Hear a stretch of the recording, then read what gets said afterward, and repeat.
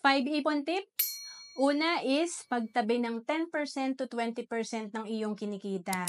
Siyempre, meron tayong mapapalago na pera kung tayo ay may naitatabi. Kaya dito nagsisimula ang ating growth sa ating wealth. And, of course, pangalawa, magkaroon ng budget.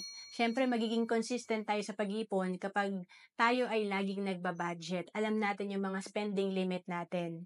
And then, pangatlo, tandaan mo na ang maliliit na ginagastos natin, pag naipon yan, ang laki na pala per month. Like dito, no, 34 pesos per day na naiipon natin, 1,000 per month din yun. And pwede nating makuha sa ating pagbawas ng ating mga dessert, soft drinks, mahal na kape, pagbili ng lotto tickets, mga bisyo, and pang-apat, i-apply natin ang delayed gratification.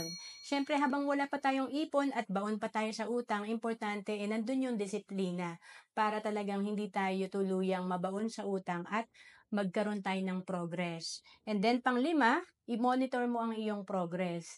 Importante kasi na namomotivate tayo mag-ipon pag nakikita natin na kahit na 2,000 per month nakakaipon tayo and 24,000 per year din yan.